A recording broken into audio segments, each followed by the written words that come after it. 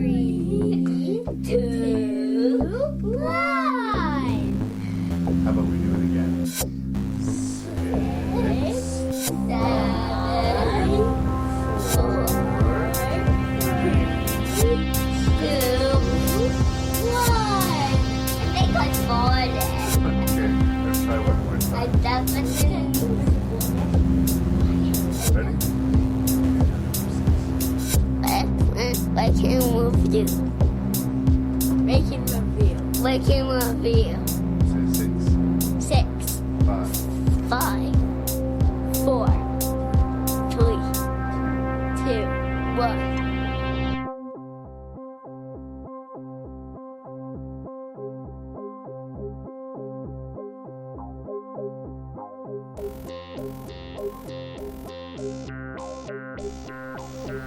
Welcome to episode 12 of Rank and Review, Zombies. This is a topic we will be coming back to, but today my friend Ryan Gesy and I are going to tackle 6 zombie films. And it's a weird group.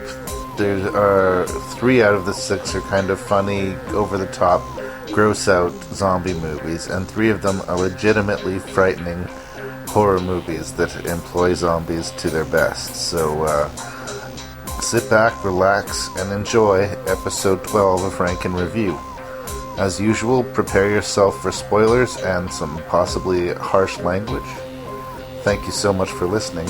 I am your host and random Canadian, Larry Parsons. Now on with the show.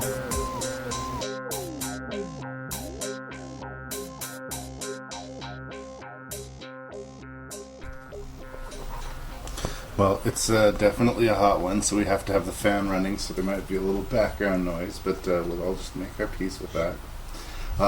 It is a very hot July evening, and I have Ryan Gesy in my garage to record episode 12 of Rank and Review. Hello. Zombies. And I'm very excited to finally get to zombies.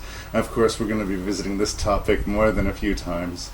In fact, your sister just got her stack of movies today. She'll be also tackling zombies. She sort of has zombies from around the world. I've known Gesy for, my goodness, 12, 13 years? Something like that? Probably more. Something, yeah, we go back. We go into the Wayback Machine. Yeah, always. Typically, I never really thought of you as particularly a horror movie guy, but where do you stand on the genre? I've always enjoyed a good horror movie. You know, nothing like being scared, especially on a date night, for example. It's always a good go-to. Right. yeah, no, for sure. Horror movies do get the blood up, and apparently getting scared is in a safe environment, is a good precursor to some canoodling. So, nobody complains about the shitty horror movie when they get some from their girlfriend that night. Exactly. Is there something specific that speaks to you about zombies? I've always been partial to zombies. I don't know there's exactly what it is about them, but I like a good zombie story. I think for me, I mean, I've always loved zombies. Part of it is that I had to wait for this zombie renaissance to happen, until 28 Days Later, and then the remake of Dawn of the Dead came out. Zombies were kind of way in the back, they weren't that popular genre. You'd only get one every few years, and a good one even rarer than that. Yeah. So the resurgence in popularity of zombies, and with large thanks to The Walking Dead and the Resident Evil franchise and a few other things, I've really been able to sink my teeth into. But some people kind of get to the point where we've had enough. It has become its own genre. That's for sure. Oh, absolutely. Any given year now, there's how many 3 to 4 or 5 movies based on zombies, even kids' movies. Well, Brad Pitt just opened the biggest budget zombie movie of all time, and it's doing quite well. From what I hear, I still have yet to see it. So. No, it's worth a look. It's worth a look. The other thing that's interesting to me about zombies is they don't really have personalities as far as creatures go. If you look at your vampires, that's your sort of sex and death, sort of more married together, seduction, sort of lustful angle to it. The werewolves were sort of like letting the wild side take over. The Frankenstein's monsters, the evil that man unleashes on the world, and the zombie is just us looking at death in the face. It's basically what you see is what you get. Yeah, that's just an animated puppet of what used to be a living human being, and all it does is walk around and try and eat people. Yeah. And that's all it does. It's not personal. That's just what it's wired to do. Yeah, that's its job. And with the zombie scenario, you're always wondering, well, what would I do? How would I survive? And each little zombie movie is sort of its corner of, this is what this group does, this is what this group does. That's a good way to look at it. And the group of movies that we're going to look at today, I think are pretty cleanly split towards, the 70s and 80s retro sort of zombie comedies back in the day of, prosthetic makeups, where people still did zombie movies every now and then, and they took their time, did the prosthetics. And then we've got a few sort of post-zombie renaissance selections. For Canadian content, we're looking at a unique zombie film called Fido, about domesticated zombies, which is interesting. We're going to look at the classic Dawn of the Dead from George Romero. We're going to look at Return of the Living Dead from Dan O'Bannon of the mid-'80s. We're going to look at the film Wreck by Juan Beligiaro. It's sort of a found footage horror film in the zombie sort of vein, and it sort of grabs you by the face. We've got a Nazi zombie picture called Outpost, and we have the cult classic ReAnimator. So again, we've got some sort of broad comedy, silly, slapstick, violent zombie movies, and we've got some going for their throat for real zombie scares. You got both ends of the spectrum there. Do you have a preference when you're watching them? I when it comes to zombies, I think I definitely prefer the dark side. That's what they are. That's what they were originally, to horrify you. Yeah. I can appreciate a comedy with based on zombies or with zombies in it, but my preference would definitely be for let's scare me as much as you can. So you like your zombies fast? You like your zombies slow? I like it kind of a mix. Yeah. Some of them have a mix of that, and truth be told, that's sort of how I look at it. I like my zombies to be slow moving, more in the Romero vein. But my idea is that they're pretty lazy and lackadaisical until they're within arm's reach of their food. Yeah. Once they're within reach of you, they got some lunge to them, right? Exactly. Yeah. But everybody sort of has their own sort of permutation of zombies. Yeah, well, I like to think that whatever it is that's making them zombies affects each one a little bit differently. So if they're lazy in life, they're likely going to be a lazy zombie. Yeah. If they're in good shape, they got a good body. Yeah. For a zombie, then they're going to be able to run you down. It's going to be more of a problem. Yeah, they're going to be the fast ones. So I think, like humans, I think they would still retain some kind of... I think it was Zack Snyder who directed the remake of Dawn of the Dead was talking about it, and his idea was that you were faster the fresher meat you were. Like, if you just died, you were a pretty fast-moving zombie, but the longer you were a zombie and the more your body started to break down, the slower you became. Yeah, I kind of buy that, too, but... Yeah, I think the best zombie movies is that the zombies are an obstacle, but the real idea is survival. These are survival stories. The monsters are the zombies, but the movies are not necessarily about the zombies. They're about the survivors. It's about the human story behind surviving the horde. That's what every zombie movie or show is inevitably about. Indeed. You ready to jump in? Good afternoon, boys and girls. So how many of you have ever had to kill a zombie? Well, not too many. What would we do without our zombies? They take care of the odd jobs. Give me that. This is detail work. Flesh-eating maniacs need not apply. Do the housework. Oh, what is that zombie doing in my Easy Boy? And play with the kids. So I guess I could be, accused of having something of a Canadian bias because I am Canadian and I do, hope to one day contribute to Canadian independent film. And I want to try and include some Canadian films when we're doing the rankings. So I'm starting with Fido, which is a very unique take on the zombie movie from Canada. Yeah. Stars Billy Connolly, who is typically, he was a comedian. Yeah. He's known for his high energy stand-up routines and his thick Irish brogue. And he does not say a word in Fido. because he plays a domesticated zombie. Yeah. The concept behind the film is that it's sort of set like just post World War II, and it's been a zombie war instead of a war with the Reds. And for the most part, we've won.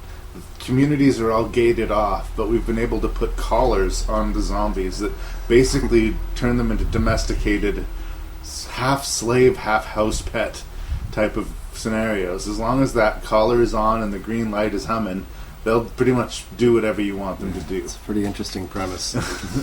I like the specifically too that it is set in that sort of weird 50s idyllic era. All the kids are, the boys all have shaved heads, and the girls all wear pretty Sunday dresses, and they're all armed. They're all taught from a young age how to dispatch a zombie. Like it's second nature to them. Mom goes off into the woods. Oh, got some business to take care of. Goes and whacks the zombie way too many times, from what I recall. The main core family in the film, who are played by Carrie-Anne Moss from The Matrix, who was actually pregnant while she shot this film, so they shot a little bit around that. Dylan Baker, who I love from the movie Trick or Treat, and is known famously for playing the pedophile in a movie called Happiness. They sort of run a fairly strict household. The boy is kind of lonely. The dad's obsessed with work and damaged because he was forced to kill his own father, who had turned into a zombie. And he's obsessed and wants everybody in the house to make sure they have a head coffin. So when the family goes down, they stay down. No zombies for these people. Yeah. The boy can't identify with his father. His mother's a little bit preoccupied.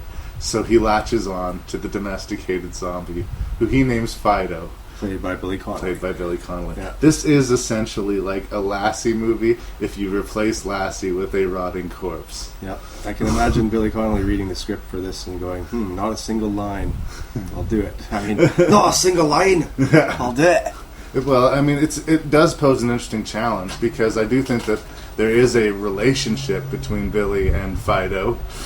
Absolutely. Yeah. And so much so that I don't know if it's a problem or not, but later on when Billy has to go rescue Fido from the big evil Zomcorp headquarters, a lot of people die in the interest of rescuing Fido. Yeah, So it's kind of interesting.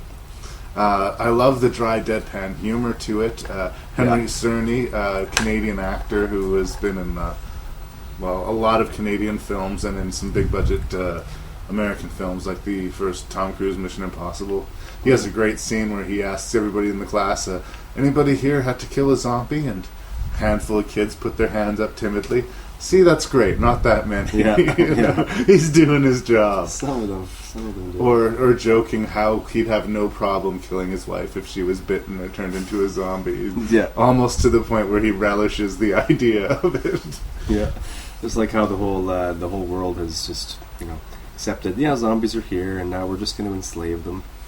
The whole idea is ludicrous. It's that's a why roll a with good the movie. punches kind of society. Yeah.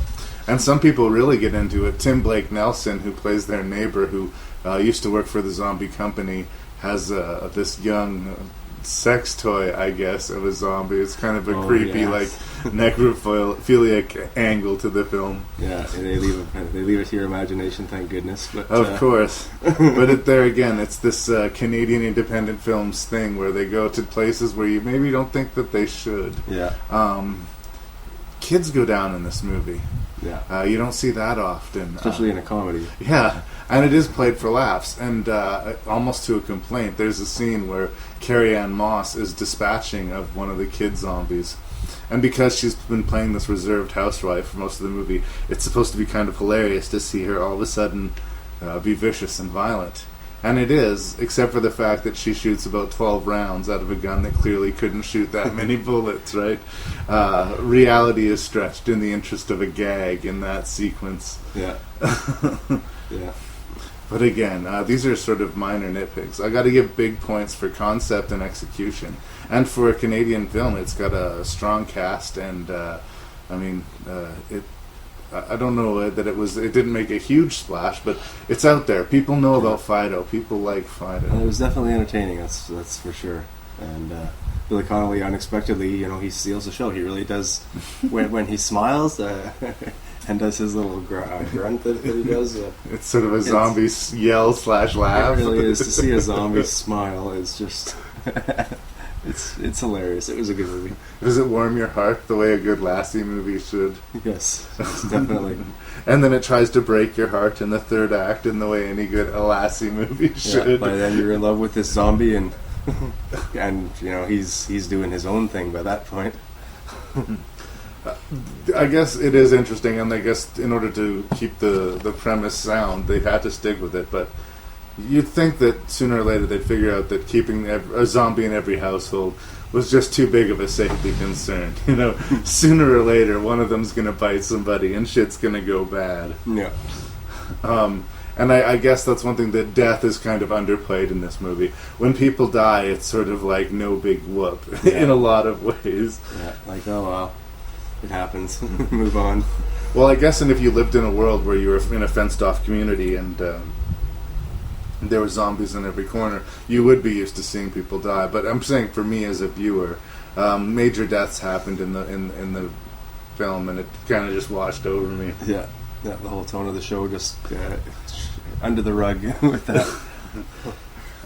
It's high concept. It's like I say, strong cast. Carrie-Anne Moss sort of reconnecting with her Canadian roots.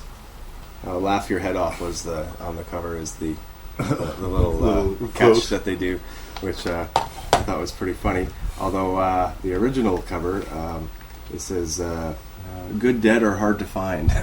Yes, that's good help is hard to find as well. But I guess they didn't go too deep into the social commentary once they established it. I mean, I loved the world. I loved seeing the kids in the schoolyard firing rifles together and shooting targets at zombies. And how blasé and whatever people were about walking past the domesticated zombies in the street. But it's basically just a light comedy. I mean, it touches on these issues, but I think they probably could have, if they tried, dig a little deeper into it. When you think about it, a zombie would make a really good worker, I think, right? Because I mean, they don't eat. Well, they don't eat. They don't sleep. They won't complain. Yeah, and they'll just they just go, right? So. For some reason, the collars seem to take away their need to feed. Yes. And just make them mellow fellows. Yeah. But I don't know. I think not in my house. I don't think any kind of zombie would I happily keep around me. You just think it wouldn't be worth it for the smell alone. Yeah, you're right. But and would a dog let a zombie walk it? Yeah, no. We got dogs. We don't need pet zombies. Is there anything else you want to say about Fido? No, I think it was entertaining. I enjoyed it. In 1968, George Romero brought us Night of the Living Dead. It became the classic horror film of its time. Now, George Romero brings us the most intensely shocking motion picture experience for all times. Dawn of the Dead. Night of the Living Dead has ended. Dawn of the Dead is here.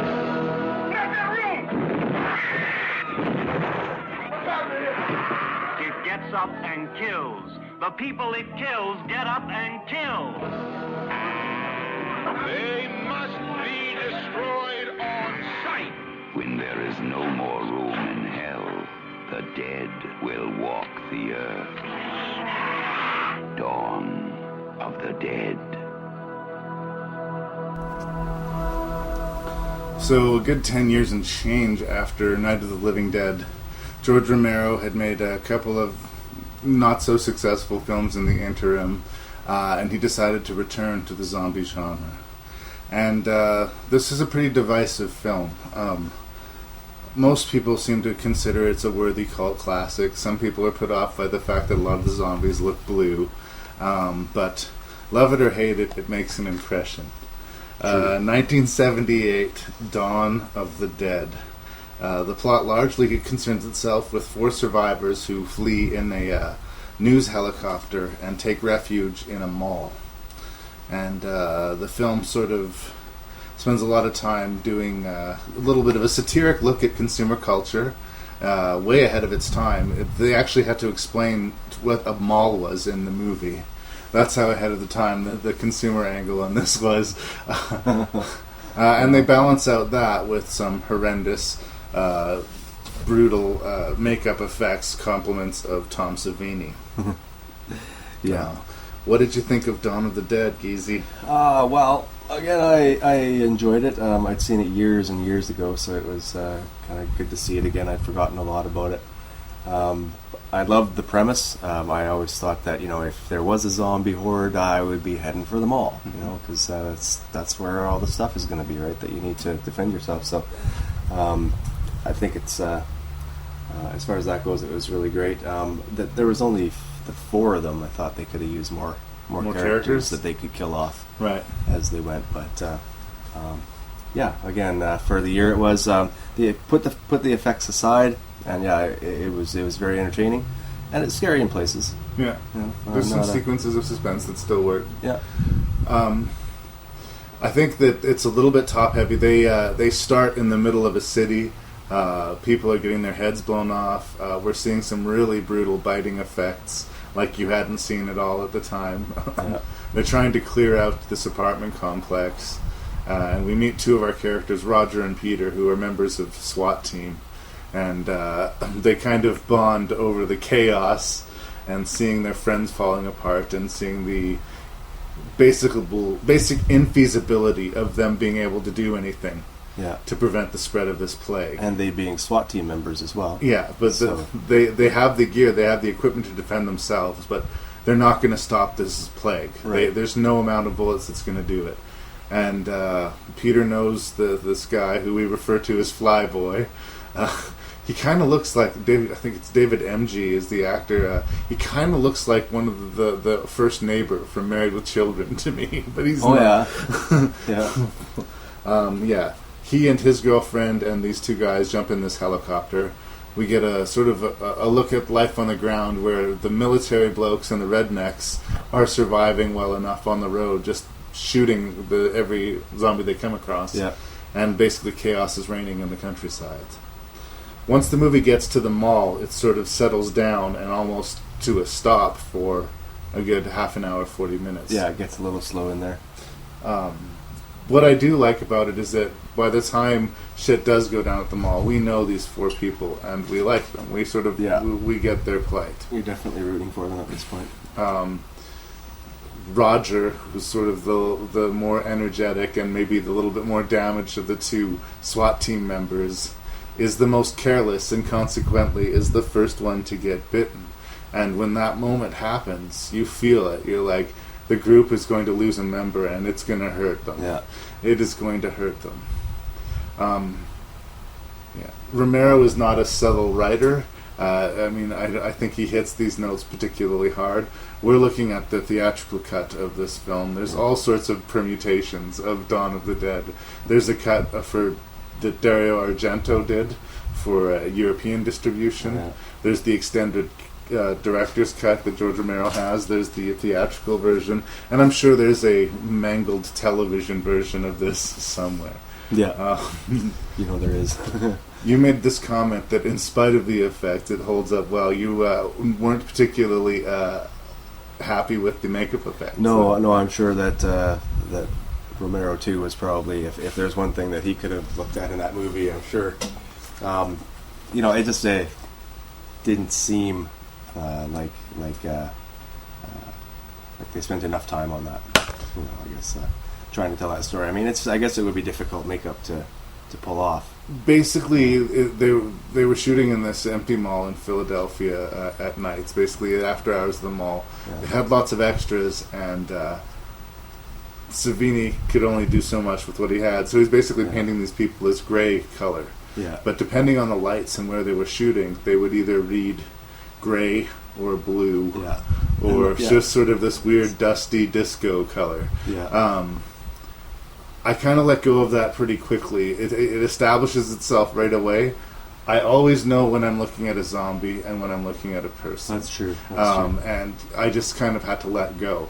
I would argue, though, that some of the actual visceral effects, I'm thinking of a scene where a zombie gets a screwdriver jammed into its ear, or the infamous head explosion in the apartment building at the very beginning. That's true. Yeah, there are some pretty good effects. There are some pretty grisly effects. When the biker gang lays siege to the mall, and one of the guys inexplicably decides to linger at the arcade and gets torn open by zombies and has his guts eaten. I mean, it's pretty nasty. It's pretty hardcore, and I think it still stays pretty hardcore by today's standards. You're right, and it's an engaging story as well. Yeah, I think like the blood is like bright fruit juice red blood, and the zombies are blue and gray. But you have to let go of that and go with this movie, because you'll be rewarded with a really good zombie movie if you can do that, I think. Yeah, well, I mean, Romero, he's the originator and he's the innovator.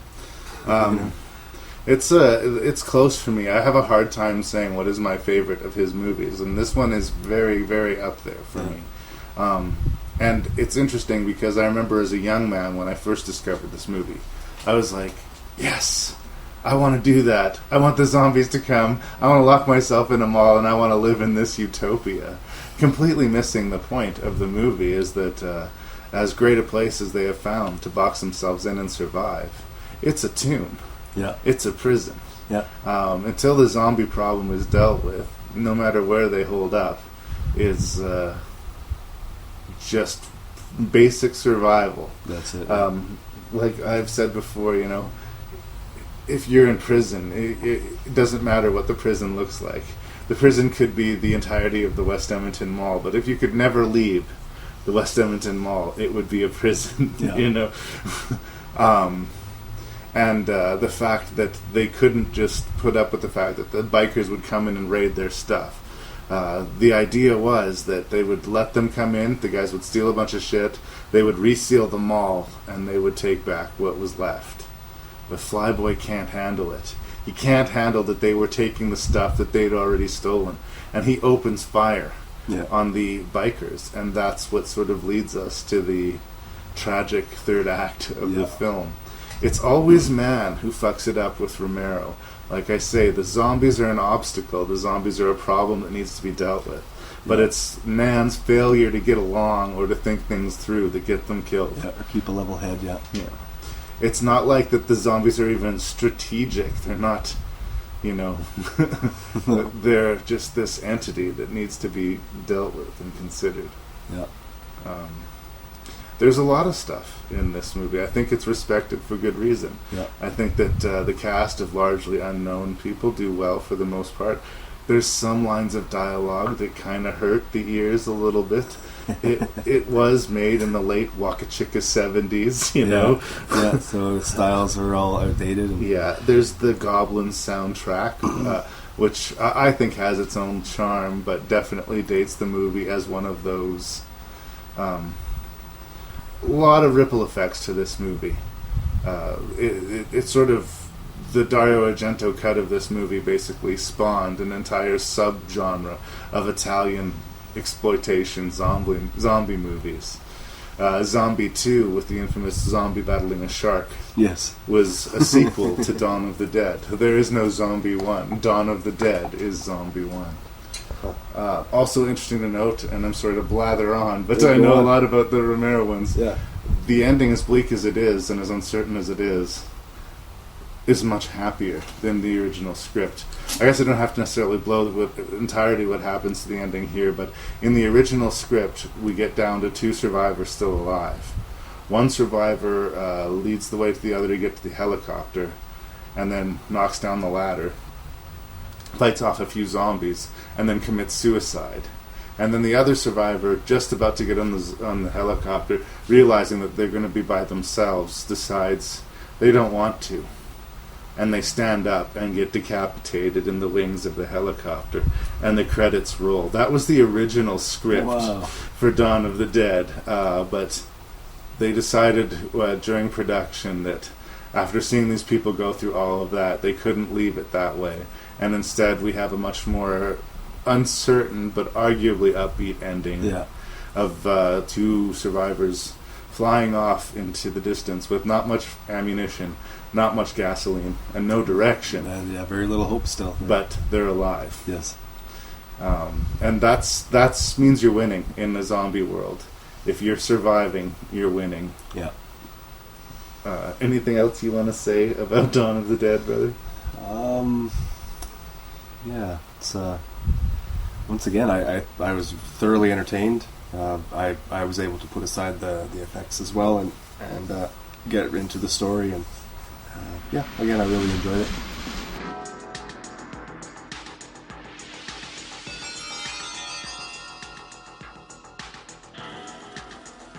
In the dark of the night, something strange is going on.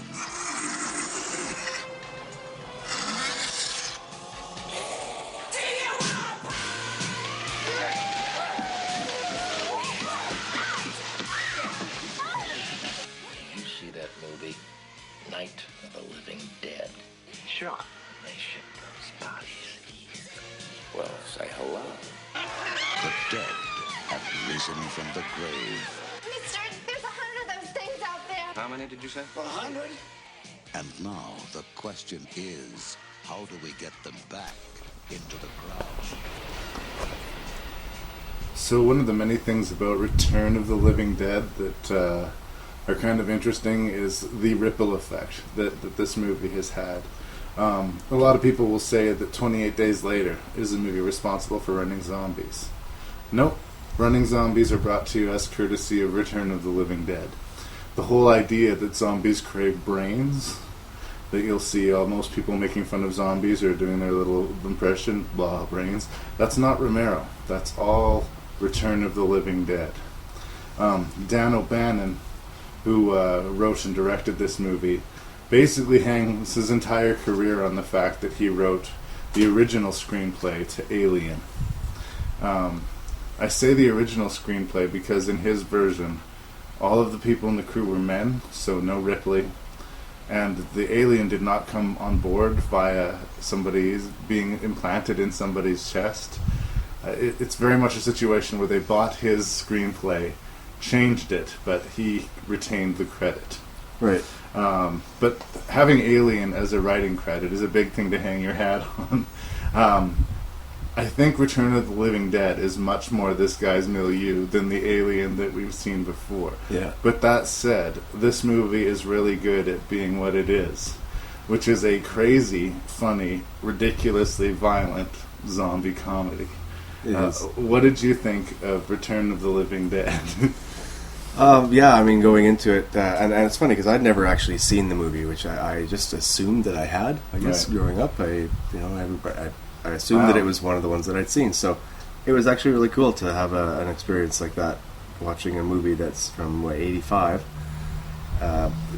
and to experience it for the first time. So it was really kind of cool, wacky, all about these two fellas, of course, that work at a medical facility, and they unleash warehouse. Yeah. They unleash this gas that's been stored in the basement of this facility from the previous movie. Well, yeah. So they make an allusion to it, and once that happens, of course, they get knocked out, and everything in the place becomes infected and goes zombie, including the dogs that were cut in half as like cross section. For veterinary clinics. Yeah. They set all this up very well. Yeah, the opening scene, which largely concerns Frank and Freddy, played by James, Karen, and Tom Matthews.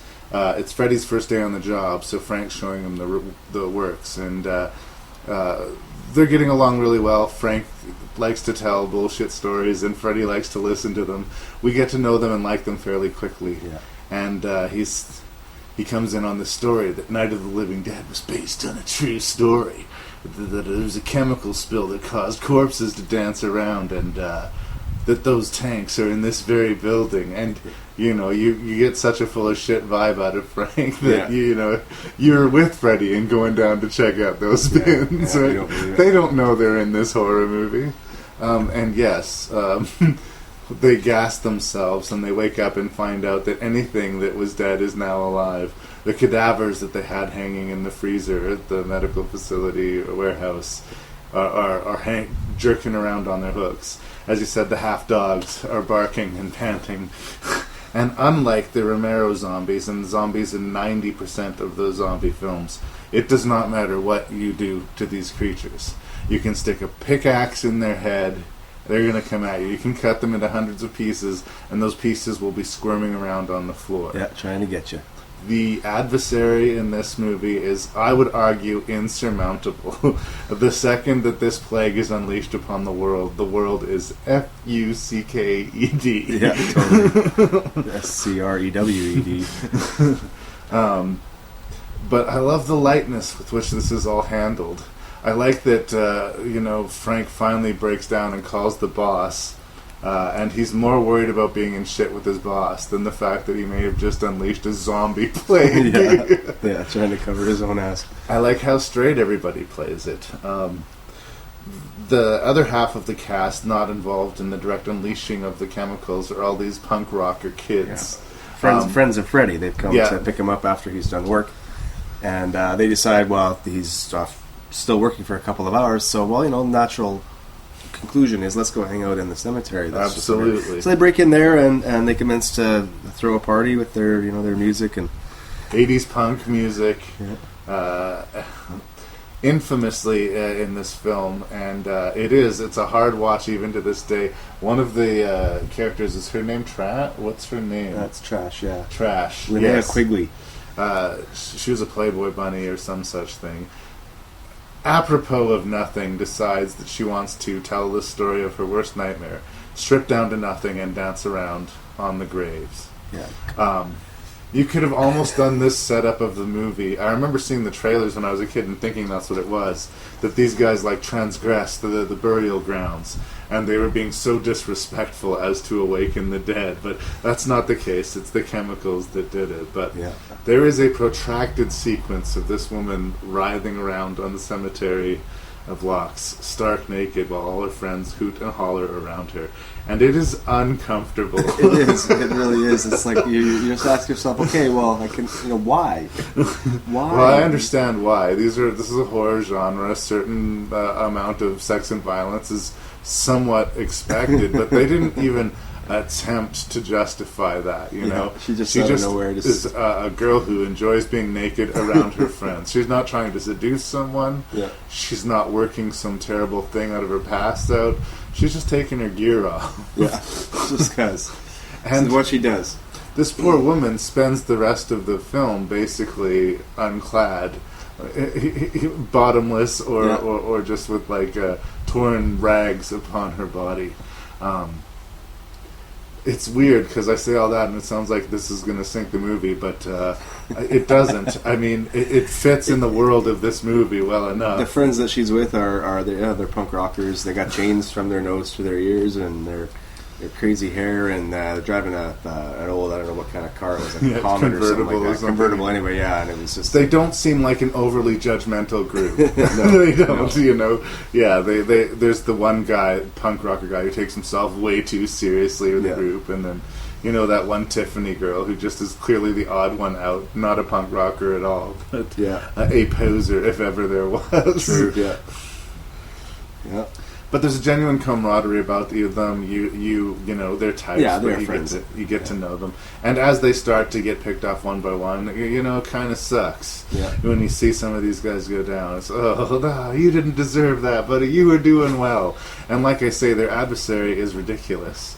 Going back to Bert and Frank and Freddy at the trying to deal with the medical supplies. They've they've cut up the cadavers, and they've taken the half dogs, and brought them next door to the guy who works at the morgue there, the morgue at the cemetery, incinerator, to burn them in his incinerator. Yeah. And after a long, very funny, amusing sequence trying to convince him to do this for them, he does, and all it does is send more smoke out into the graveyard and create more zombies. Which, you just can't win. Mixes with the incoming storm, and the acid rain starts to fall. It gets into all the graves, all the zombies come back to life. And, of course, the kids run for it. And it was a really funny scene, actually, them trying to get the top of the car up in the pouring rain, and them sitting in the car, her naked in the back seat, and everyone else just. It was really. It was a funny moment. They get split up in the midst of this sudden rain and the zombie attack. So we have 3 different groups sort of locked in 3 different places, which I really kind of enjoyed. Each group trying to either get out or get to the other. There's a fantastic sequence where Freddie and Frank are feeling very ill, so they call an ambulance. And the 2 ambulance workers can't get a heartbeat on them, can't get blood pressure on them. You know, their eyes aren't dilating. For all intents and purposes, these 2 guys are dead, except for that they're conscious and talking. And they just go off, decide to have a conversation amongst themselves. And the characters are like, well, what? No pulse? What?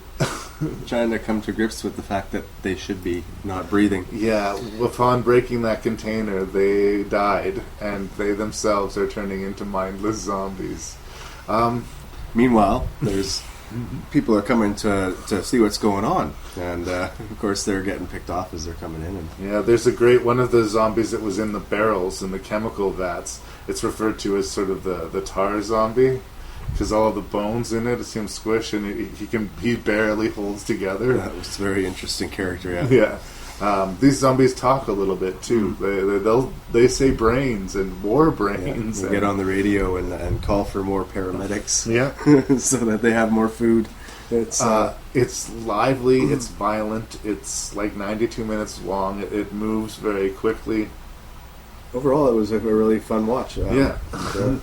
Definitely, you don't take it seriously right from the start. It's unapologetically crazy and funny and stupid, and you can really get behind that. I think it's what I want in my zombie comedies. You know, sometimes they get a little bit too clever and forget to be zombie movies. This movie does not forget that at all. And I want to say again, these practical special effects. This was before CGI. That scene where they cut one of the zombies in half and try to interrogate it, that zombie is fantastic. It looks fantastic. It sounds fantastic. Like, you don't need to use CGI all the time. Sometimes having some real effects in the room with your actors makes a world of difference. Definitely. I would like to buy a beer for everybody involved in the production of Return of the Living Dead.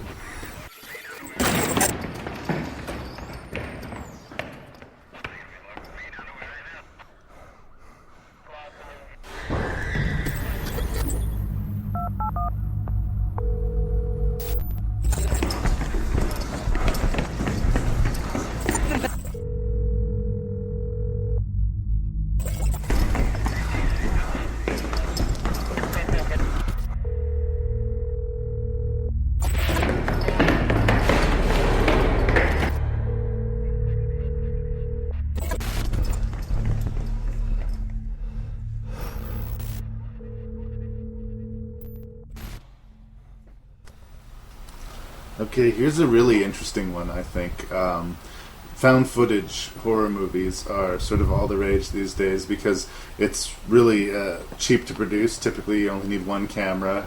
They can excuse underacting or crappy acting as real acting. Yeah.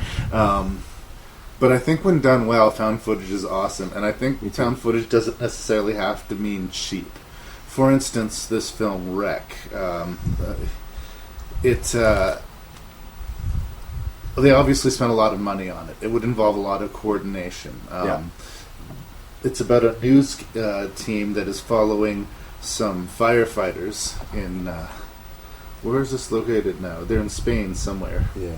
I can't remember the name of the city. Anyway, there's a local journalist is doing a story on the firefighters, and she's going to follow them out as they take their calls on the night in a fairly sort of standard news magazine journalistic style. She picks the wrong night. Yeah. They answer to a call that is in an apartment complex, and while they're dealing with this call, which is this woman who looks to be exhibiting zombie-like tendencies, they find they are not allowed to leave. The building is being sealed by government officials. No one's allowed in, no one's allowed out. And this plague of violence continues to consume the building and everyone in it. And our camera crew are lucky enough to document this horror as it unfolds. Yeah. That's basically the premise of Rec, and it's a good one. What do you think? I thought it was actually really good. I always go by what it says on the cover, their little catchphrase, I like to call it, experience fear. And I thought, okay, scare me. and this movie did. This movie really did a good job of that. The lead is played by Manuela Velasco, plays Angela Vidal, who is the reporter. She's doing like a typical night in the life of the firefighters, and they really do a good job of painting her as someone that everybody likes. That is really trying to do a good job, and you really get you really get behind her right away. Like you're curious to see what's going to happen, and when stuff starts going down, it's they do a really good job of kind of the found footage aspect of it. Made it really great in that it looked real. It looked like something that could actually have happened. And they did a really good job of making you wonder, okay, well, what exactly is going on? And what's going to happen next. I was always thinking throughout the thing, like, what's coming up, because you know that something's happening. It keeps escalating, and by escalating, it keeps getting worse, and worse, and worse. As she gets more and more frantic throughout, you feel more and more frantic as well. And when people start to turn, and these monsters, I like how their use of shadowing and their use of light that they did, because you could see the beast coming, but you couldn't really see it clearly, so it kind of made it a little scarier, I thought. And they weren't on and off. They seemed to go through periods where they were kind of somewhere in between. They were in the throes of something, but they would be just sort of standing there, super tense. Like, it looked like they're ready to pounce, but they're not necessarily an immediate threat until at some point they just go over the line. And then you got this ravenous zombie. That's one of the many things that's interesting about the Rec series, too. We find out as the series progresses that this is no ordinary zombie virus, and it's not necessarily a man-made one either. These are actually like somewhere between possession and zombies. These people are actually being possessed, we find out, as the series progresses. Right. And by the time we get to the third Rec, it's no longer found footage. And they're allowing to get a little bit goofier, a little bit funnier, a little bit more into the Evil Dead 2. And they've promised a fourth installment called Rec Apocalypse, which I look forward to, which is going to be sort of a large scale, I assume. Well, I'm going to have to watch the other one. But going back to the original film, Rec here, great location. We get to know the firefighters because she interviews them for her show at the beginning. They're hot-headed, they're full of testosterone, they're trying to impress the pretty journalist.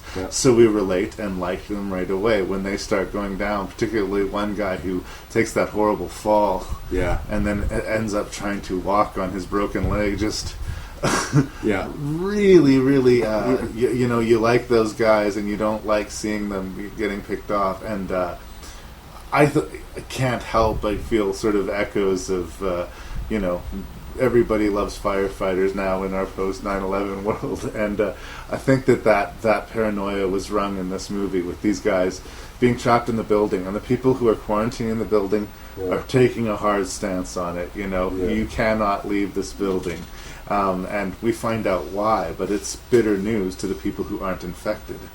It seems really clear whether you're infected or not, so you're not quite sure why they couldn't, let them out one at a time or something. But there's no master plan outside other than killing everybody in that building, I think. And I was kind of I was surprised, not to give anything away, but the ending I was surprised. It was kind of a surprise ending to me. But I don't really want to say any more about that because I do recommend that if somebody's in for a good zombie movie, and I would say that Rec would be a good. It's a different zombie movie too. Like I say, it employs the found footage thing. The zombies are different than we're used to seeing. The tall man in the room, I think you'll know what I'm talking about when I say that. There's a really frightening sequence, which actually kind of reminds me of Silence of the Lambs, because they're using the night vision on the camera. to see. Only the camera operator can actually see what's going on, and you're not sure whether he's lucky or unlucky to have that privilege. We get his point of view, but it just slowly shows more and more bad news for everybody. I think one of the more disturbing scenes was when the lady's holding her little girl, and the little girl's looking really odd, and she goes for the face, and they end up handcuffing the lady to a post. Yeah, because they figure she's infected now, right? Yeah, and before she turns, some zombies managed to break into the room, and she was very, very. That was a great scene. Yeah. She was very convincing that she was actually getting eaten by zombies. And you feel for her. You do. Because if that was your kid, you wouldn't want them to take her away from you. You wouldn't want to believe that she was going to turn into a monster. Not at all. And if you were handcuffed to a banister and a bunch of zombies were running at you, and you had no choice but to accept you were going to be eaten alive, you would probably make some noise. Yeah, absolutely. And then the people that handcuffed you are on their way up the stairs to safety. Well, safety with quotations, because there was really nowhere safe in the building. I mean, I should warn viewers that because it is the found footage, there is a lot of shaky camera.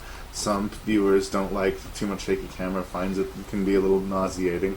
And on top of this, it's subtitled. Yes, subtitled. You can find this in a dubbed version.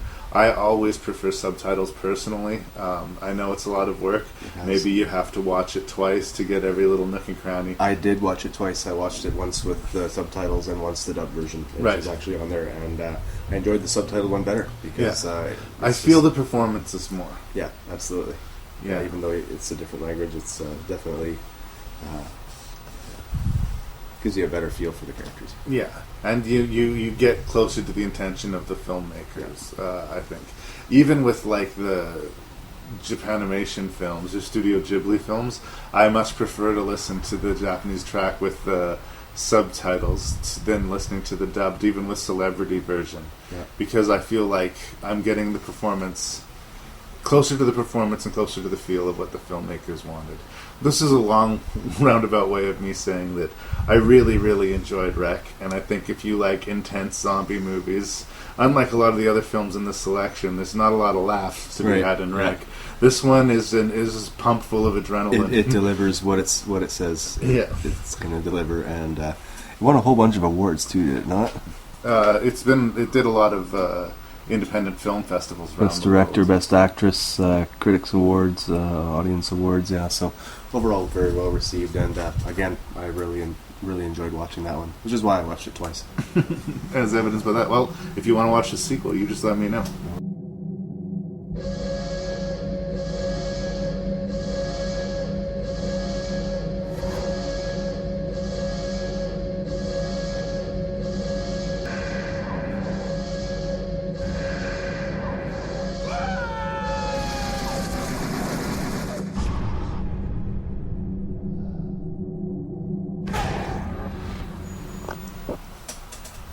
Somebody really needs to figure out what to do with Ray Stevenson, actually. He was in the HBO series of Rome.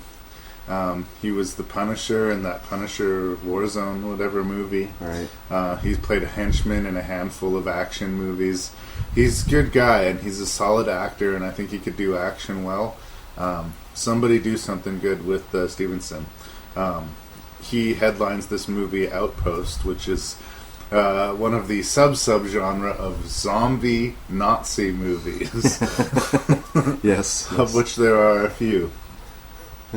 Basically, it's about a team of mercenaries who are assigned to take this scientist to a bunker that has some ancient Nazi technology in it and secure it and figure out what it's all about.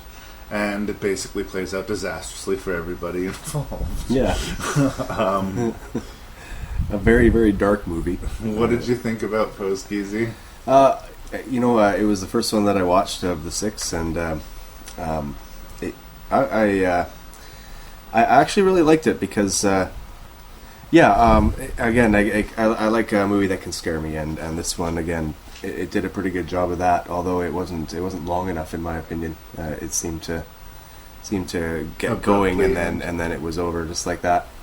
But some really memorable scenes, and I like the whole. I wouldn't say I'm a World War II buff, but I certainly do enjoy most stories set in and around that time, and this one did a really good job of making you believe that they were Nazi zombies. Yeah, that's for sure. They well, and I believe it's set relatively in modern times. The technology that the zombies were working on presumably was to make a super soldier, which would be an unkillable soldier, which is these zombies. But they're not your traditional zombies either. They don't seem to create other zombies. They basically can take any amount of damage and regenerate, it seems. If they're within however many feet of this device, they are just alive. I don't know what your defense against these guys are, and that maybe that's a flaw in the story, maybe it isn't. What the film really is about is these guys slowly realizing just how horrible a position they have found themselves in. Yeah. And I like it. Another thing that we'll see again and again in horror movies is these military types. We see it in Dog Soldiers and in Predator and in movies of this type, where you got this heavy testosterone, male energy, all sort of geared up, good to go, professional killers, and who sort of get off on that violent energy, who find themselves in a situation that they cannot handle. It's overwhelming, and they realize it, and as they get picked off, it's a movie again that it does build. The suspense builds and builds. They're all bruisers, like I say. They're all braggarts. They're all tough guys, and they go down badly. They spend a good deal of the movie with setup, with who these guys are and what they've done and their backgrounds and where they fit in the group. And then all of a sudden a guy's being attacked by a Nazi zombie and a blade is sliding between his teeth, and you can actually hear it squeaking between his teeth. It's just horrible. Like, the kills when they pretty come, decent in this movie. They are felt. You feel the death in this movie. Even characters you don't like, when they go, you're just like, that was an ugly death. Yeah, it was quite brutal as far as the visuals. No, they did not. There was no restraint hold, and for a movie that basically, for as far as I'm concerned, came out of nowhere, they obviously spent some money on it. Like you say, the setting looks right, the zombies look good, the Nazis look appropriate. There's a really great sequence, one of my favorite bits in the movie, where they find this old projector and they show footage of they were clearly cutting together a Nazi propaganda film, and they show this old style animation of what it would look like for the Nazi soldiers to be gunned down and then suddenly get back up and continue fighting, and how glorious and how wonderful. Good stuff. A strong conceit. I think that it could suffer from something that a lot of movies with these military guys do, is there are a bunch of guys in fatigues with short haircuts yelling at each other. In certain sequences during the chaos, it's kind of hard to tell one from the other. But the movie is at least good, as I said, is giving every character their moment. And like I say, the deaths that do come, Fast and Furious, are quite brutal. They will stick with you. You got to have a bit of patience with this movie, but you'll get your money's worth if you stick it out, I think. I agree. You wanted to pay special attention to the Nazi leader. We're trying to find the name. Was that Julian Rivet as Wojciech? The head Nazi?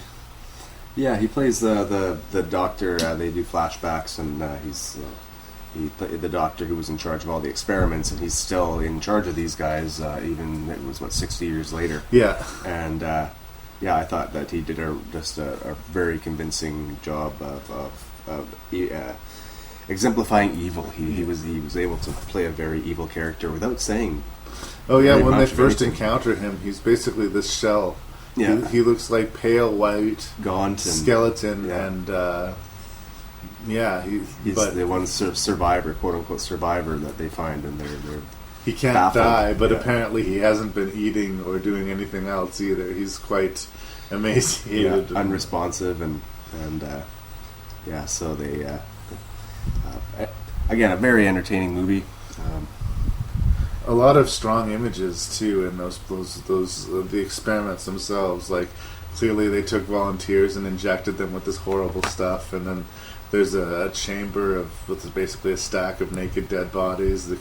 you kind of get a little bit of, a Holocaust imagery out of that. Yeah. Like, they're trying to defeat death in order to win the war. But make no mistake, these Nazis are still, Indiana Jones world Nazis. They are they are super evil, and I think that their viciousness is illustrated in that. They can't be killed, and after a point, I kind of get tired of watching our heroes empty their magazines into them. It's just like, is this even buying you any time at this point? It just feels good to have some kind of defense. Yeah, it certainly does a good job of giving you that hopeless feeling, like this is just not going to end well for anyone. No. It doesn't. And what can they possibly do? And of course, there's the magical Nazi machine, which still works, that the scientist tries to get running. You can turn on or off this electric field. It could maybe kill them all, but no. Essentially, we got this sort of Alamo type situation where they're not necessarily outnumbered, but their adversary is unkillable. Yeah. And it's a very frustrating position for these butch mercenary guys to be in, because they don't like losing. They don't understand a losing battle. They've never encountered this before. And the blurb on the front says it best: you can't kill what's already dead. Yeah. And, and what are you gonna do, man? Nazis are bad news. Right to begin with, turn them into zombies, and there's double trouble there. Herbert West is at the top of his class in medical school. How can you teach such drivel? These people are here to learn, and you're closing their minds before they even have a chance. What are you? He's brilliant, but a little weird. I've broken the 6 to 12 minute barrier. I've conquered brain death. His experiments have always been unorthodox. It was dead. But lately they're getting out of hand. And he's just made a discovery that could wake up the dead. Herbert West has affected reanimation in dead animal tissue. What are you thinking? How do you feel?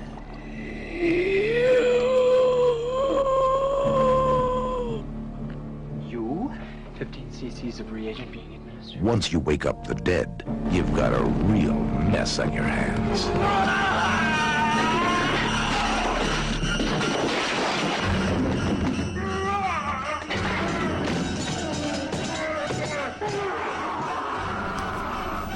All right, we're going to go back to the 80s for our last review here of Stuart Gordon's approach of the H.P. Lovecraft tale, The ReAnimator.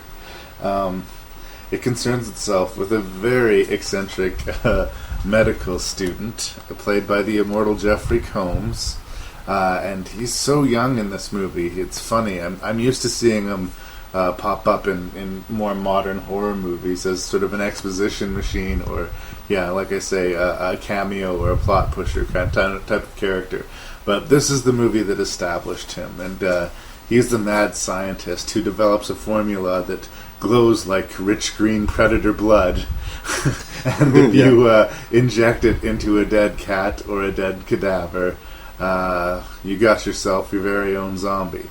That does obviously present its own handful of problems. This is a fascinating movie. Stuart Gordon is the director, and he's kind of an immortal cult movie director, and we're going to talk about him again and again. What you're never going to really get out of Stuart Gordon is subtlety. He's going to give you lots of blood, he's going to give you lots of nudity, and he's going to cram as much visceral entertainment as he can into a 90-minute package. I think this is probably his most popular distillation, but he's one of these horror genre directors that's worth keeping an eye on. If there's a new Stuart Gordon movie coming out, Larry's going to get around to seeing it. Totally. And this is a large part of the reason why right here. This is a ReAnimator. Please, what did you think of the movie? Overall, I wasn't sure what to expect going into it. Again, I'd never heard of it, never seen it. I thought it was really good. The acting was actually surprisingly good. I think with the exception of the lead actor, I believe his name is Bruce Abbott. Yes. I don't know that he's terrible, but I think he's kind of outclassed by Jeffrey Combs and David Gale. Yeah. Who definitely are both, playing it to the hilt and sort of embracing the eccentricity of the movie. Yeah, Abbott's much more of the straight man, so our main character has less personality than our villains in some ways. Yeah, that's true. That's true. Overall, I thought it was, again, a really good idea. Coombs does a really great job of playing the eccentric, and he really creeps you out when you first meet this character. As with the other character, Dan, and Megan, the girlfriend. And I thought it was very innovative. A lot of the effects were really, really well done. Especially the headless. There's a point where he's carrying the zombie body's carrying his own head, and it's ironically funny because, of course, he's trying to work his way through and open doors and stuff, and he's still looking through his own eyes. So it would have been a really fun movie to be a part of. This one. Again, we're going back to my love of these prosthetic effects, and I think that's one of the strongest elements, not just how good these effects are, but how imaginative they are.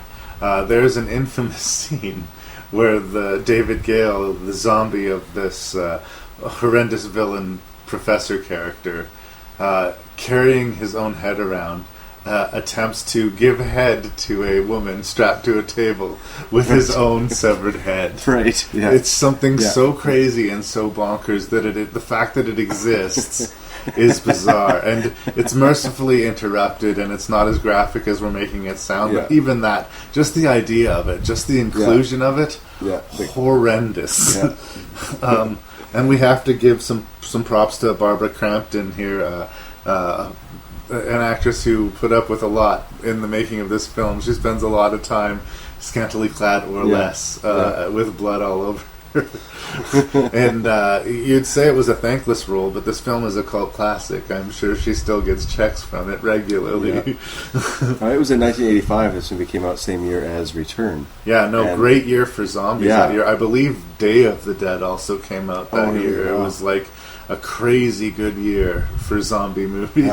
That was like the start of the snowball or the avalanche, I guess. Because how many zombie movies come out now regularly every month? Yeah, right? There's two. Well, or three if you go like direct to video and online and like hell, we live in an age where somewhere in the world somebody is making a zombie movie right now. Like that's just the way it is. Yeah, and so when you get a good oldie like this and you see how it all started. You have a good appreciation for it because without the classics, that we wouldn't have a lot of the ones that we have today. And want to be ReAnimators come out like you say on a weekly basis. And again, it's fairly basic Frankenstein premise. This guy finds the key to conquering death, but the problem is these things that he brings back are all crazy, and they seem able to create other zombies. So there's no practical application to this breakthrough yet, other than, global catastrophe. Right. What's hilarious about the movie, and I do think that's what makes this movie work, is that it has a sense of humor to it. That's right. Is how it snowballs. Yeah. How things just get worse and worse and worse, and at first maybe we can keep this a secret from our professors. Oh no, we've accidentally killed our professors. Now maybe we can contain it to the morgue. Oh no, now the morgue is overspilling with zombies. One mistake after another. Oh no, we've lost a valuable member of the cast. Maybe we can bring them back with the syringe. Maybe they won't be crazy monsters. It just gets worse and worse and worse. And it's bad news for the characters, but it's great news for anybody watching the movie. There's an Academy Award-winning film called American Beauty with Kevin Spacey and Wes Bentley, where Kevin Spacey's buying some drugs, I believe, off of the neighbor kid. And they get in a talking jag about a zombie movie where a guy's walking around carrying his own head. This is ReAnimator. It surprises me that you have not seen ReAnimator and that you hadn't seen Return of the Living Dead, because I figure anybody who was like in our similar age group would have bumped into one or the other. I would have been 12 years old, and I don't know what I was doing that summer, but must have been out fishing probably. Yeah. I've gone on in the past in the podcast that I love H.P. Lovecraft, and this is a very loose adaptation of a H.P. Lovecraft story, but I don't think I mean, it's the most popular H.P. Lovecraft adaptation, probably the one that you could hold up as the most successful in as far as making money and entertaining audiences. But we have yet to see, I think, a really, really great H.P. Lovecraft adaptation that gets the creepy vibe of Lovecraft. What really got me about even before I watched the movie, I'm looking at the cover and it's got kind of a cartoonized version of the crazy character, main Jeffrey character, Combs, Jeffrey Combs, holding up the serum, and down on the table is the head of the guy and it's looking up at him. And I think it just really sets the tone for the movie. They don't make them like this. It is definitely dark comedy, and really, really well done. Yeah. All the effects in it were I think superior, I think, to other movies that were coming out at the time. Yeah. There's something like these effects are horrible and sort of comical. At one point, there's a scene where a head is thrown against the wall and sort of smushed that is kind of hilarious. Yeah. But it's real within the world of this movie, and it is something to behold. I mean, it's something that if you're a horror movie fan and you haven't seen ReAnimator, you kind of owe it to yourself to get around to. Yeah, I agree, it's a winner. It is very 80s, and it is sort of got that nostalgic and, creaky vibe. And like I say, not all the performances run at 100%, but just for introducing the world to Jeffrey Combs, just for being a reasonably successful adaptation of H.P. Lovecraft, and for those amazing prosthetic effects, horror fans everywhere, rejoice over ReAnimator.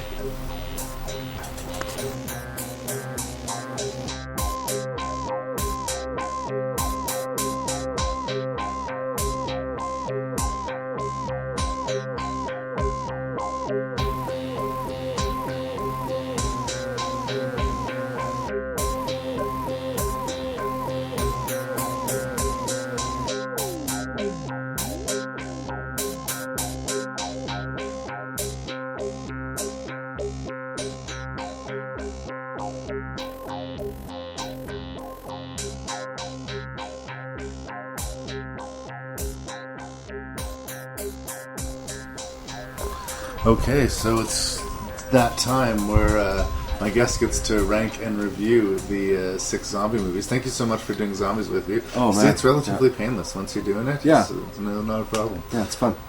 What was your least favorite of these 6 movies and why? Well, to set straight, I liked all the movies. There was not a standout bad one for me. So Right. I guess this ranking, is basically just which one were my favorite or least favorite. So that being said, I put Return of the Living Dead as my least favorite of the 6. Okay. I thought overall, I thought that all the other movies were just entertained me a lot more.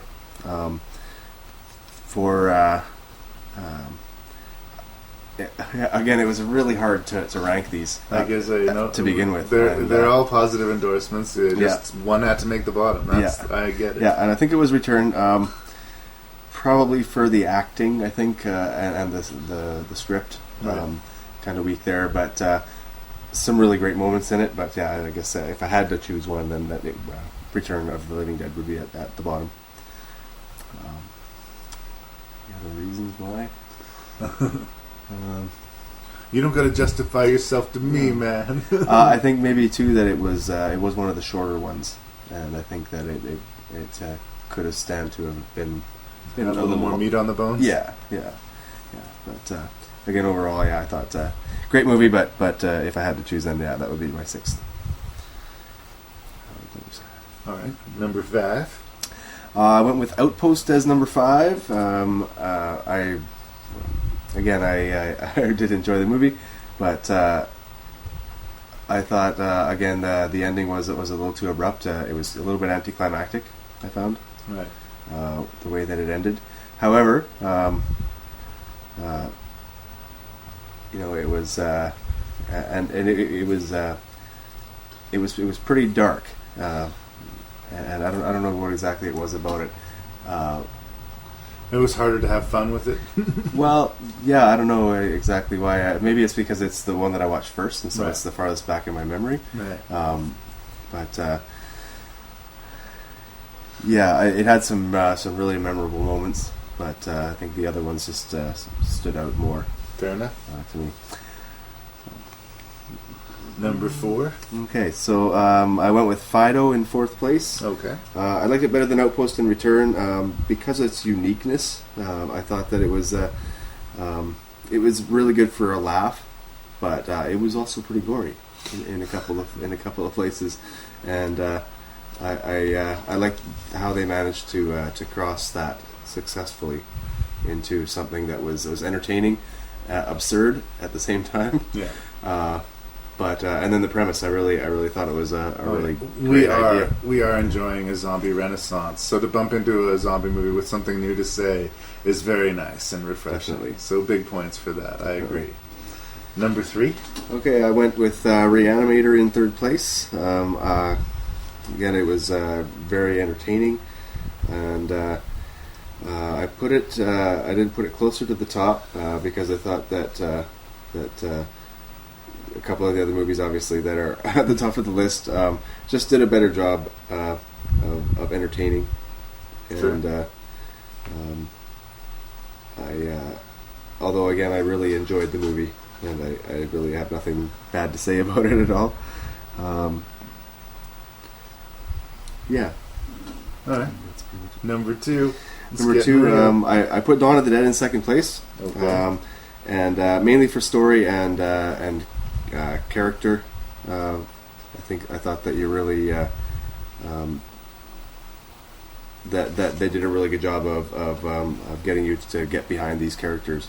And it's when they're against the zombies, it was interesting. And then when the humans come in, now all of a sudden they've got to make this choice, of what's going down. So yeah, I put Dawn of the Dead in 2nd place, and again, it was a hard decision. That was one that I was kind of flipping on. Was my 2nd and 3rd place ReAnimator, Dawn of the Dead, but ultimately I went with Dawn of the Dead. It scared me more. There you go. Yeah, well, that's what it came down to for that one. Right. And of course, that puts Rec in 1st place. Well played, Rec. Yeah, I didn't know what to expect going in, but I really love the found footage aspect. I think that when you have a movie that's done that way, it feels more real, and it feels less canned. Like it's not like and the acting is more real as well, because there's they're not surrounded by a big crew. The actors can be more real, I think, in a setting that's real. There's something about the found footage that puts you there in a way that non-found footage films have a hard time getting. That's right. It's like your whole movie is spent inside the chaotic action sequence where you're just lost in it. Yeah. And the build of this movie is incredible. As shit starts to hit the fan and things start to happen around them and decisions are made split second, and when people start to go down, I tell you, it's you're convinced. It does a very good job of convincing you that something real is going down, and something that I find when watching movies, I sometimes think that, okay, well, I don't see the character, I see the actor trying to make me believe that they are this character. Yeah. In this movie, they were so genuine, and you related with everybody right away. It was a lived-in sort of performance. Absolutely, yeah. And I really thought that that's what pushed it over for me. It's interesting. I completely respect those choices of the list. The rank and review, the idea is if for some reason my guest manages to match 6 for 6 with me, that they get some kind of prize, which is hilarious. It means, like, if you agree with me, you're worthy of reward. I appreciate that anybody just does the podcast with me. But I think equally difficult would be to go 6 for 6 films and not match anywhere. And I think we might have done it here. Really? I think we might have done it here. Where we agree on, and why there's no big fights are going to break out over this movie, is that these are pretty 6 decent options if you're looking for a zombie movie to watch. Yeah. If you haven't seen any of the films that we've discussed today, and you like zombie films, you owe it to yourself to seek them out. So I'm going to drop that little bomb before I break it down. They're all worthwhile, definitely. They're all worth your time. Yeah. I put Outpost at number 6. And I love me a good Nazi zombie movie as much as the next guy. And I like the production value. And the kills, like we discussed, are just brutal and really felt. What I think holds me back a little bit on this is that there's something inevitable about the movie. Very shortly after they get to the bunker, I convinced myself it wasn't going to play out well for anybody, and I was 100% correct. Again, it's a good time, and it's if you're looking for that kind of genre, bunch of macho military guys shooting it out with some zombie Nazis, you're going to get your money's worth here. Patience will pay off. The first 45 minutes is set up. The second 45 minutes to an hour is just teeth and snot, as my old man would say. But I put it at number 6. My number 5 pick is Fido. It pains me to rank it that low. I love the fact that it's very unique and that it's very Canadian. I love the sort of sweet apple pie 1950s vibe balanced against, raw zombie violence. There's just two things that don't have anything to do with each other, and I like that marriage. In a way, I almost wish that there was a series of Fido movies set in this world, because I think there's a lot more to be explored there. Please seek out and enjoy Fido. It is very worthy of your 95 minutes, or whatever it is. Number 4 for me, ReAnimator. I really enjoy me some Jeffrey Combs. The special effects throughout the film are crazy and wonderful. The wretched excess, both in the nudity and in the violence. It's kind of what you're looking for in this kind of, full-bore action horror spectacular. Stuart Gordon is pretty go-to for this kind of stuff. And he made a friend in me with this movie, as did Jeffrey Combs. I have a hard time saying that it's perfect. There's some creaks and moans in it. Not all of the acting in it is amazing, but the special effects will drop your jaw more than once. And I think unless you're pretty cynical about horror movies, you won't regret your time spent with ReAnimator. And there is that weirdness to it. There's sort of an ugly sexuality to the movie as well, but it somehow all works. Which brings me to number 3, which is Rec. And I really, really like Rec. Like you say, that found footage genre has a way of putting you in the front lines. You feel like you're there. You immediately identify with the people. The conceit is very real. The cuts are all clean and almost set up at the beginning when she's just getting to know the guys, but as their ordeal mounts and gets worse, the camera gets crazier and the panic sets in. It's a great ride. It's short. It's like 88 minutes or something like that. So even if you are a little bit leery of the shaky camera work, I think this is worth giving a shot, because it's very well executed, as good as any that comes to mind, as far as the found footage genre and believing in it. Surprisingly, your number 6 pick made it all the way to number 2 for me, Return of the Living Dead. There is something so bonkers and off the charts crazy about this movie. The fact that it exists is wonderful to me. That strip scene in the cemetery is something that you got to put up with. It kind of reminds me of the big dance number in From Dusk Till Dawn, where Salma Hayek jumps out and has this big dance with a snake wrapped around her body. And it takes like 5 minutes out of the movie where we are to do nothing but ogle Salma Hayek. And it's a little bit uncomfortable. Same thing here, and like no justification for it. But they didn't particularly feel the need to justify the over-the-top violence or the nasty punk rockers. There's fountains of blood and, like I say, the special effects. I really love that animatronic zombie that they try to question. I really like that, in spite of its fun, bouncy sort of feel, the ending of the movie is not exactly it's not exactly warm fuzzies. There's definitely lots of room for sequels, but I think in its weird way, Return of the Living Dead is a zombie classic. It's strange to say it, but I do think it has a high rewatchability ratio for me. So maybe it's a personal thing, but it ranked as high as 2, which brings me to number 1. George A. Romero's Dawn of the Dead. I know that the zombies look kind of crazy and weird, and you have to kind of accept that, about that sort of low-budget quality to it. But there is so much to this movie, and I've seen it a lot of times, and I will see it a lot more times, and the rough around the edges feel is part of what good Romero is, you know, especially in the first 3 zombie movies, you know. He's a guy doing what he can with limited means, and he's doing amazing stuff with it, limited means. True.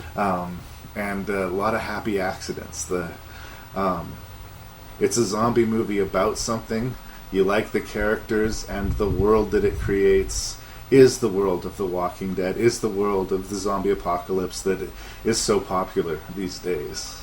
And it's the grandpappy. As much as Night of the Living Dead is the grandpappy, this is the grandpappy of the zombie epics. And I think anybody who's serious about zombie movies should check it out. Definitely. And like I say, there's plenty of different permutations in which you can. There's 3 different versions of it creeping around out there, and they're all worth a look. So that's my list. Right on. Yeah, not one of them in those 80 spot. Hey, isn't there's not like a... Yeah, there's got to be a... Now you have to give me a prize. Prize. Yeah, it's like a... Oh well.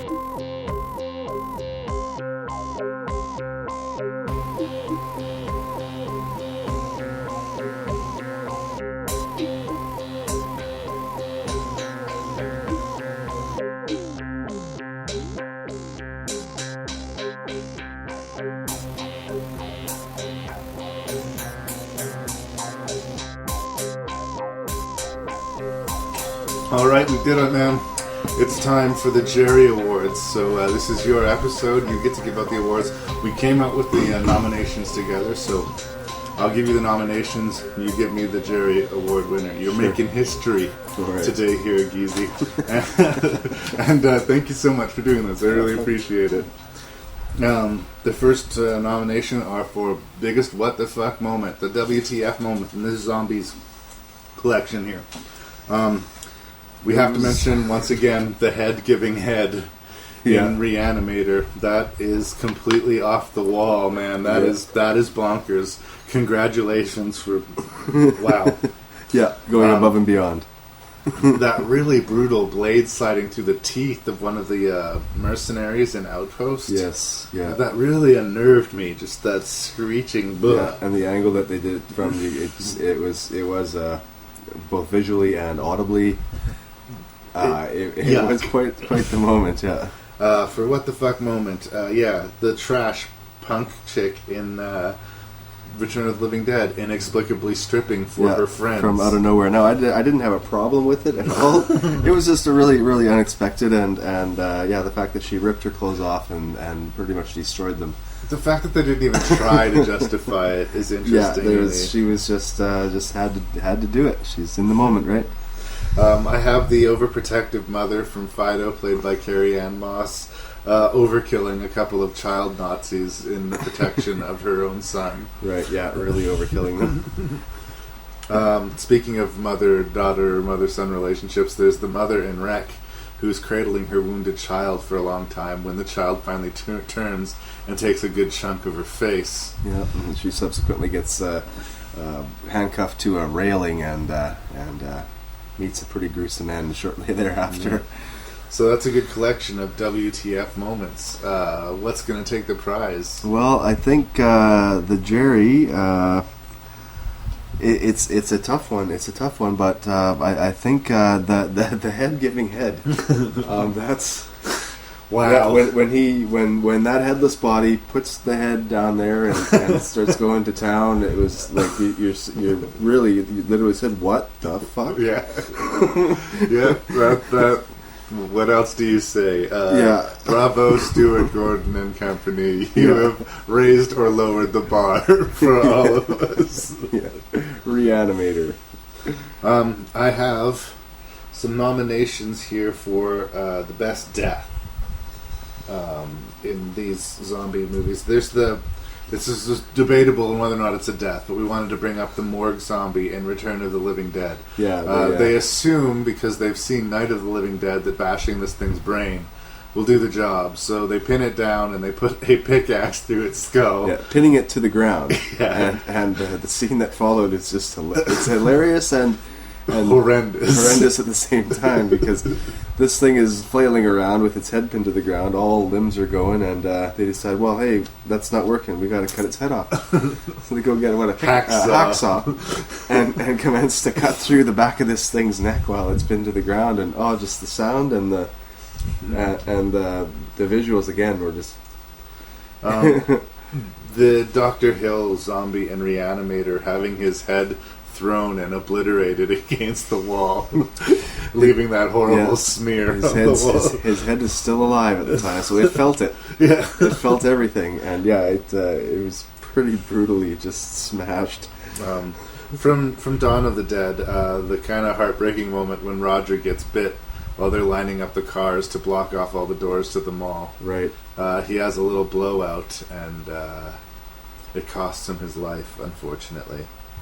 Also, I can't remember the name of the character in Outpost. He's the second last guy to go. He's standing in the final fight with Ray Stevenson, who falls backwards into a room and just gets about 7 or 8 Nazi zombies all stab him simultaneously. Oh, yes, the stab scene. And he just, I forgot what that was. Just gurgles himself out of existence. It's really awful.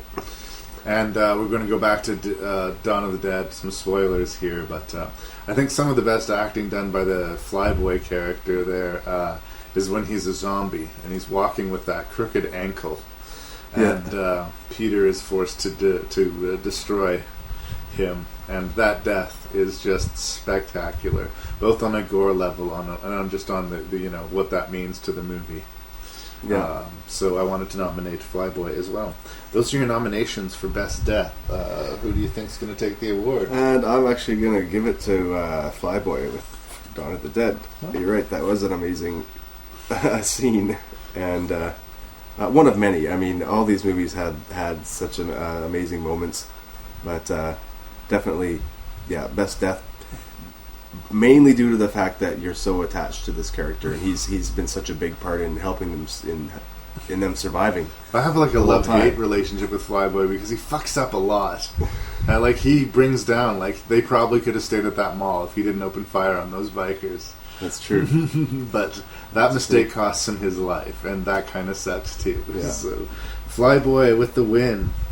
Now we're going to go to performances. Manuela Velasco, who is the lead in Wreck, she's the journalist who is conducting the story on the firefighters, who finds herself way over her head. I don't speak her language, but that performance shines through. You can tell she gave her it all. Yeah. You believe her when she's scared, you believe her when she's hysterical. Yeah. Of course, Jeffrey Combs for the role that basically defined his career in the ReAnimator. He's pretty good at playing a baddie scientist. As I said, I'm a fan of Ray Stevenson, our lead in Outpost. He seems to be a person they have a hard time finding a casting job for, other than being a soft-spoken brute. I think he's got some game, and I hope somebody notices it. And lastly, of course, I wanted to nominate Billy Connolly for his wordless performance in Fido.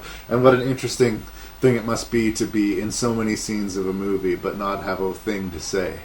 And there's still a performance there. There's still even a character there, but no words. Yeah, when he smiles and he has this little laugh that he does, it's just hilarious. Really hilarious. So who's going to be a Jerry Award-winning actor? Well, I'm going to go with Jeffrey Combs for ReAnimator. He really, again, he did a very good job of portraying a very eccentric type of person. Jeffrey Combs is now a 2-time Jerry Award-winning actor. That's right. He won a WTF award for The Frighteners. Oh, yeah? Back in the day, I believe. So excellent. All right, and now our last Jerry Award and the end of the podcast. Jerry. So again, thanks so much, Gesy. Here pleasure. We go. There were 6 movies. There are 6 nominations. The best zombie in these 6 movies. Oh. I have the tall man zombie from Wreck. When they get into the attic space, there's that really tall, skinny, creepy-looking creature up there. the Tar Man, as he is referred to in Return of the Living Dead. Right, the creature bones that are made of unfolded rubber. itself out of that barrel and can barely stand up. Yeah. The headless zombie in ReAnimator, I nominated. The Hare Krishna zombie in Dawn of the Dead that makes its way upstairs when the guys, when they first get to the mall, the guys all take the guns and run downstairs to clear the mall and leave their their third person unarmed. Right. So here's this, unarmed pregnant woman trying to fend herself off from, of all things, a zombie Hare Krishna. I thought that was a pretty decent suspense moment in that movie. So yes, and did I mention Fido from Fido? That's a pretty obvious nomination. And then I thought the lead Nazi scientist in Outpost. I wish I could find that actor's name. He doesn't have a lot to say in it, but he looks the part, and you know that he's a problem as soon as you see him. Best zombie in this list of 6 zombie movies. It's your episode, so you're Jerry to give. Yeah. Who's taking the prize? Well, it is a hard decision because, again, all these zombies are very convincing. They all deserve an award, and they definitely deserve respect. And brains. I think I'm going to go with Billy Connolly and Fido. Yeah. Just because he played it really well. Yeah. The docile zombie, he was still the zombie. Yeah. But he was the coming around the friend to the kid, and it was really, he could make you feel for him, you wanted him to succeed. But then when he would turn to the other side, he was also a convincing real zombie because he could do some damage. And when he did. He's let off the hook, he really seems to enjoy being a classic zombie. Absolutely, he seemed to really, especially when it came to protecting the boy and being,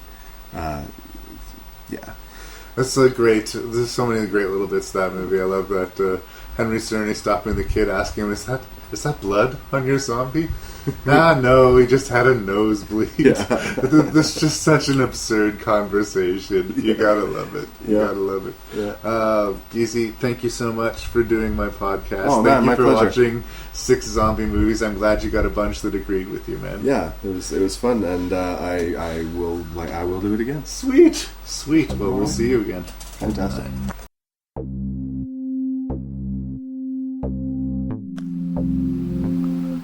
And with that, I guess it's time to shamble on back to the crypt and continue my slow decay. I hope you guys enjoyed this episode of Rank and Review. If you would like to write me, you can do so at rankandreview@gmail.com. That's ranknreview@gmail.com.